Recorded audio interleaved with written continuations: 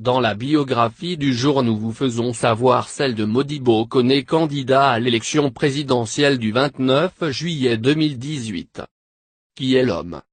Modibo Koné, fils de Youssouf Koné et de Mariam Milinta, est né le 17 septembre 1958 sur les rives du fleuve Niger à Markala dans le cercle et la région de Ségou à 35 km de la ville de Ségou. Études. Après les études secondaires, il fait son entrée à l'École nationale des ingénieurs de Bamako où il a obtenu un diplôme d'ingénieur des sciences appliquées en juin 1983. En effet, ce premier parchemin sera suivi de bien d'autres, notamment un diplôme d'études approfondies, DEA, en hydraulique agricole de l'École inter-État d'ingénieurs et d'équipement rural de Ouagadougou. Il décrochera tour à tour des diplômes dont un diplôme d'études supérieures spécialisées, DES, en gestion des entreprises spécialité management des projets de développement du CESAC de Dakar et un certificat en évaluation de projets d'infrastructure de la célèbre École nationale des ponts et chaussées de Paris. Ces diplômes sont complétés par des formations spécialisées en hydraulique, en génie rural et en évaluation de projets d'infrastructure. Carrière. Office du Niger. C'est à l'Office du Niger que Modibo Koné a entamé sa carrière au milieu des années 1980. Le natif de Markala était en terrain familier puisque c'est à Kolongo que s'établiront ses parents et où il grandira.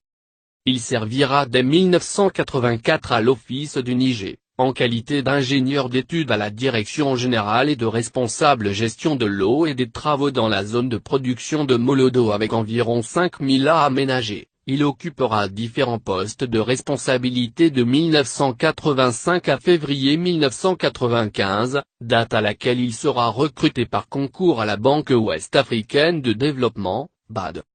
Dans cette grande institution financière dédiée au développement de nos États, Modibo Koné a méthodiquement bâti de 1995 à 2015, une expérience professionnelle riche et variée, aidé en cela par son profil de cadre polyvalent qui lui a permis de franchir rapidement plusieurs paliers de responsabilité. Passage à la BAD.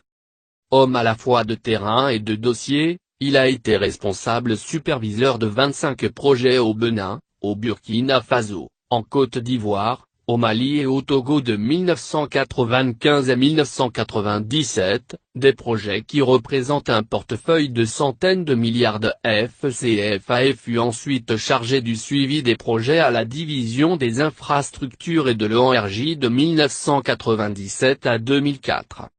Passage à la CMDT.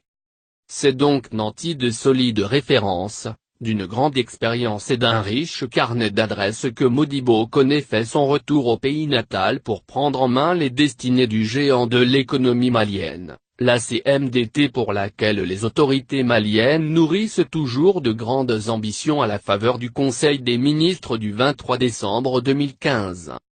Le spécialiste financier et expert en développement rural la connaît bien pour avoir eu à y gérer les portefeuilles du financement de la réhabilitation des ouvrages et pistes agricoles et hydrauliques villageois pour plus de 3 milliards FCFA. Maintenant, il s'agit de s'atteler à développer le mastodonte, un nouveau challenge. Appelé à la tête du géant malien qui était malade de mauvaise gouvernance, engrais frelatés, baisse de la production et de manque de financement pour des usines d'égrenage vieillissantes, Modibo Koné a répondu à l'appel du président de la République pour apporter sa compétence, son savoir-faire et son riche carnet d'adresses du milieu financier pour donner l'espoir aux producteurs de coton en particulier et aux Maliens en général. Bilan. En 9 mois de gestion, l'expert banquier a démontré que ce qui arrivait à la CMDT ne relève point de la fatalité mais de manque de vision et surtout de manque d'engagement pour que le Mali retrouve sa place de premier producteur de coton en Afrique de l'Ouest. Il a ainsi réussi à négocier et obtenir la confiance des banques locales la somme de 20 milliards FCFA. Augmentation du taux d'industrialisation de 2 à 20%. Conscient que la seule manière de tirer durablement la production de coton au Mali passe par une augmentation du taux d'industrialisation, Modibo Koné a mis tout son talent d'expert pour obtenir le financement de 2 nouvelles usines d'égrenage, Kadiolo, Quimparana, et le renouvellement et l'extension de la capacité de 3 usines existantes, Sikasso 1, Diohila et Koumantou. L'obtention du financement de celle de Kadiolo avec l'appui de la BAD pour 15 milliards FECFA et des banques locales va sauver le pays de l'humiliation car le premier Malien avait posé la première pierre alors que le financement n'y était pas. Innovation. La culture irriguée du coton de sa riche expérience, il n'a pas hésité à proposer au président de la République la culture irriguée du coton au regard du potentiel de terres aménageables dans l'office du Niger. L'idée a été acceptée et portée car il s'inscrit désormais comme un élément de la vision du président. L'objectif est d'accroître et de sécuriser la production de coton face aux effets néfastes des changements climatiques, de produire dans un environnement sain du coton de qualité qui aura une plus grande valeur ajoutée sur le marché international. Le coton irrigué devrait couvrir 100 à une convention de partenariat avec l'Office du Niger pour le développement de l'agriculture familiale et l'agrobusiness. En conséquence, il participe au renforcement de la sécurité alimentaire et qui allait sans doute booster la problématique de l'emploi jeune. Initiative. Pour la réalisation de pistes qui est très importante en zone CMDT, Modibo Koné avait proposé la relecture de la lettre de politique du secteur agricole qui a montré ses limites car le gouvernement n'a pas pu jouer sa partition. Comptant sur une procédure rapide de relecture, la CMDT a eu des contacts avec l'Agence française de développement, AFD, qui s'est engagée pour mettre à la disposition de la CMDT à peu près 30 millions d'euros pour la réhabilitation des pistes cotonnières. Cette question n'attend que l'approbation de la lettre de politique du secteur coton par le gouvernement. Malheureusement le ministre de l'Agriculture n'a pas pu faire passer le dossier en Conseil de ministres. Aussi le financement du renouvellement du parc auto de la CMDT de près de 32 millions d'euros par l'AFD, attendait aussi l'accord du ministère des Finances pour envoyer une requête d'acceptation de financement. La sauvegarde environnementale. C'est sous Modibo Koné qu'il a été créé une direction de l'environnement et du développement durable, indispensable dans une structure comme la CMDT.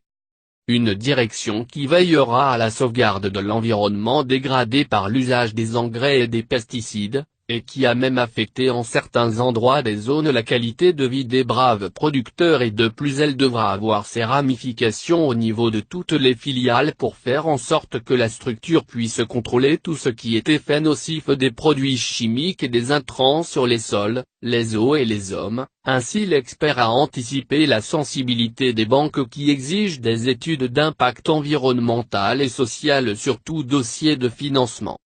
Pour cette initiative, la CMDT a été saluée par la BNP Genève, l'Agence française de développement, AFD, la BAD et le ministère de l'Environnement et de l'Assainissement du Mali qui n'avaient jamais bénéficié d'oreilles attentives à cette question cruciale. Regard. Après 10 mois d'activité et de transformation de cette grande dame de l'économie malienne, ce passage a positivement marqué Modibo Koné qui avoue avoir vu battre le cœur du Mali dans les zones d'intervention couvertes par l'entreprise.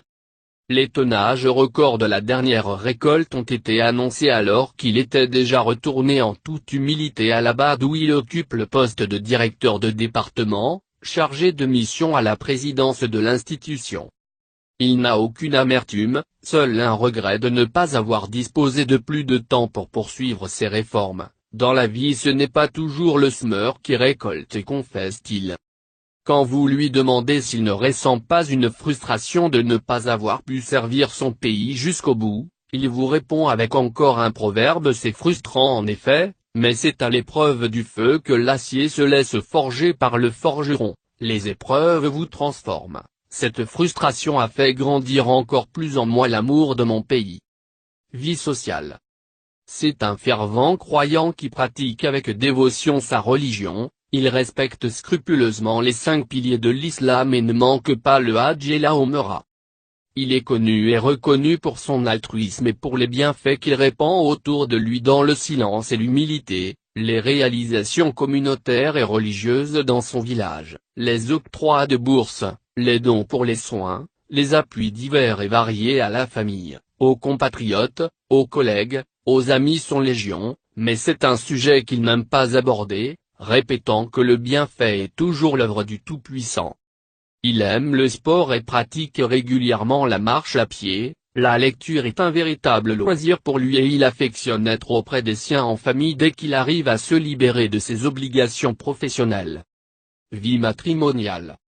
Marié à Oumou Koulibaly, technicienne de développement communautaire, il est père de 5 enfants dont 4 garçons et une fille qui sont Mamadou 28 ans, analyste financier, Cheikh Omar Karamoko 25 ans ingénieur génie civil, Brehima 25 ans étudiant en ingénierie réseau et télécom, Youssouf 22 ans étudiant en comptabilité et fiscalité, et Mariam 20 ans étudiante en développement et diplomatie. Mouvement Malik Anu M.M. Karouatizera, il est temps. Siège national Sotuba Assi /tel, 0022 20 80 09 85 Bamako Mali. C'est à la faveur de soutenir l'homme et sa vision qu'il a été créé un mouvement dénommé Mouvement Malik Anu dont M. Paul Ismaël Bero a été acté pour présider les 3 commissions à savoir commission communication, commission implantation, commission organisation. Aujourd'hui ce mouvement se classe comme le plus populaire en République du Mali et participe au développement socio-économique et humain dans tous ses états. Depuis 2012 le Mali traverse une crise politico-sécuritaire avec comme corollaire l'incertitude d'un lendemain meilleur de sa jeunesse.